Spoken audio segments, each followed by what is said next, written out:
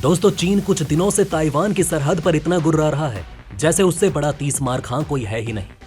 ताज्जुब की बात तो यह है कि अमेरिका भी इसका जवाब ना दे पाया, लेकिन अब शेर जाग चुका है। भारत को एक्शन के मोड में देखकर चीन की पतलून गीली हो रही है। भारत ने चीन को किस तरह से भीगी बिल्ली बना दिया है, यह आपको जरूर देखना चाहिए।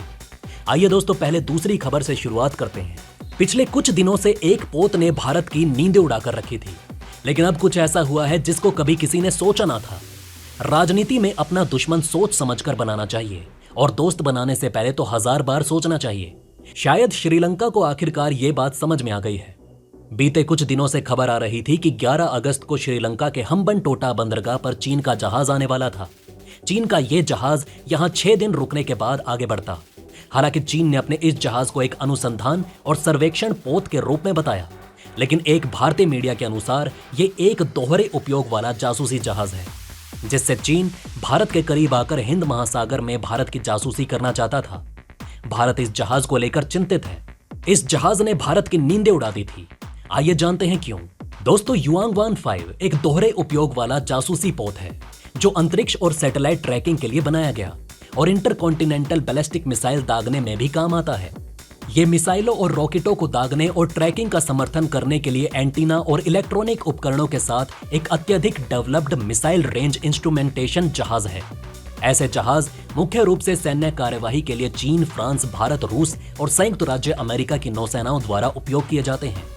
चीनी जहाज युआंगवान 5 एक शक्तिशाली ट्रैकिंग पोत है जिसकी महत्वपूर्ण हवाई पहुंच कथित रूप पर लगभग 350 किलोमीटर की है। इसका अर्थ है कि केरल, तमिलनाडु और आंध्र प्रदेश के कई बंदरगाह चीन के रडार पर हो सकते हैं। रिपोर्टों में दावा किया गया है कि दक्षिण भारत में कई महत्वपूर्ण ऑर्गेनाइजेशन की जासूसी किए जाने का खतरा हो सकता है, क्योंकि हम्बनटोटा से भारत के कई परमाणु संयंत्रों की दूरी बहुत अधिक नहीं है। ऐसे में भारत से जुड़ी जासूसी का खतरा लगातार बढ़ रहा था। यही वजह है कि भारत सरकार ने जहाज को लेकर श्रीलंका से आपत्ति जताई थी। केंद्र इस पर लगातार नजर बनाए हुए था और आखिर में श्रीलंका सरकार ने चीन के जासूसी जहाज को लेकर भारत की स्थिति पर गंभीरता से विचार करते हुए चीन से अपने जासूसी जहाज युआंगवान 5 को आने से रोक दिया है। श्रीलंका का भारत के पक्ष में लिया गया ये फैसला चीन पर भारत की बहुत बड़ी कूटनीतिक जीत है।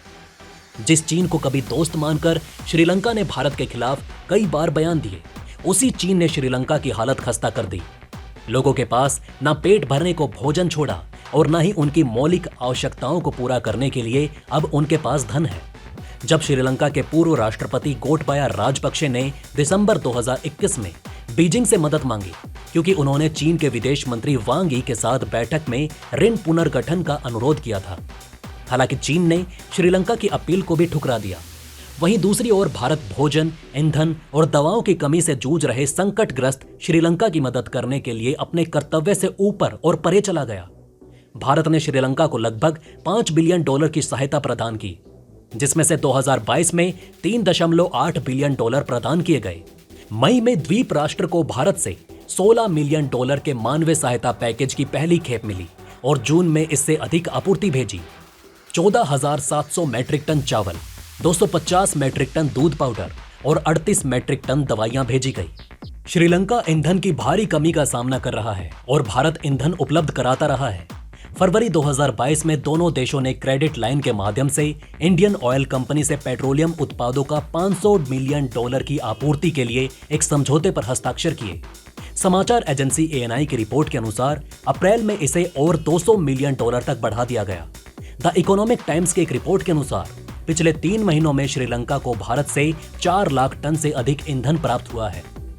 ऐसे में अब श्रीलंका भी समझ गया है कि जितनी सहायता उसकी भारत ने की है उतनी कोई भी नहीं कर सकता। साथ ही जालसाज चीन के लिए भारत की दोस्ती खोना श्रीलंका के पक्ष में नहीं होता। इन्हीं कारणों पर विचार कर श्रीलंका की सरकार ने चीन के जहाज को अभी हम्बनटोटा पर भेजने से रोक दिया है।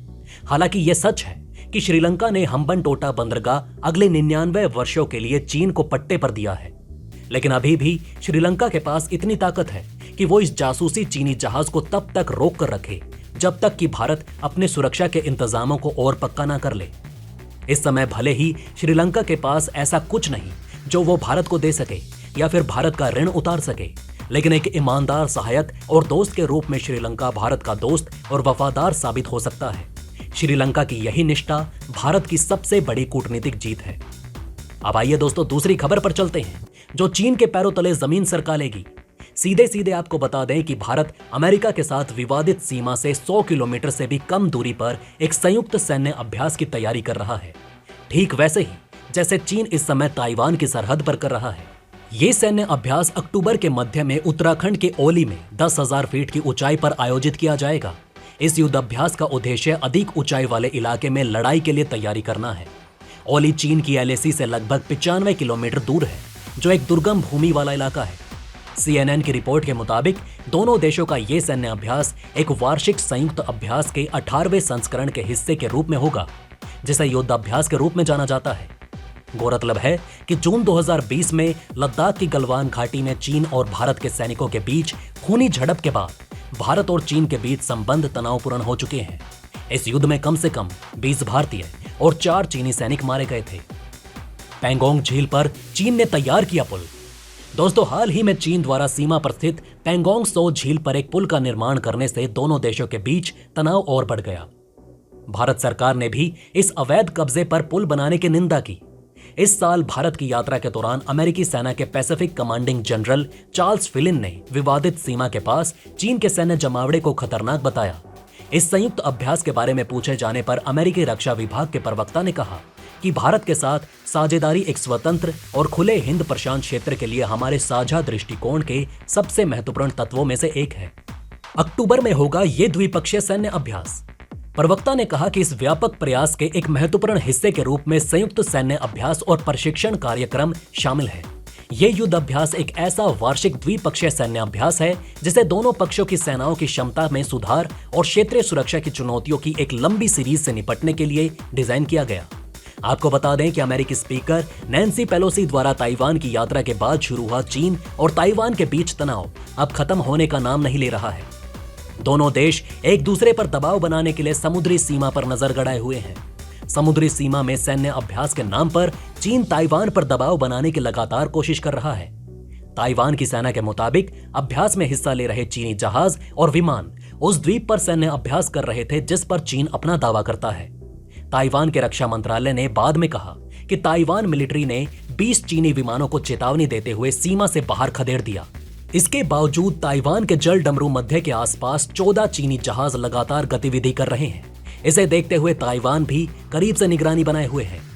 तो दोस्तों, अब आप हमें कमेंट सेक्शन में बताइए कि क्या ये बातें आपको पहले से पता थी। अगर नहीं तो इनमें से कौन सी बात आपको सबसे ज्यादा इंटरेस्टिंग लगी, और कमेंट बॉक्स में जय हिंद लिखना ना भूलिएगा। तो दोस्तों, हमारे इस वीडियो में हमने आपको बहुत सी बातें बताने की कोशिश की। अगर आपको हमारी ये कोशिश अच्छी लगी हो तो प्लीज लाइक करें इस वीडियो को, और इसी तरह की और जानकारी पाने के लिए सब्सक्राइब करें हमारे चैनल को। जितना हो सके इस वीडियो को शेयर करना ना भूलिएगा। धन्यवाद।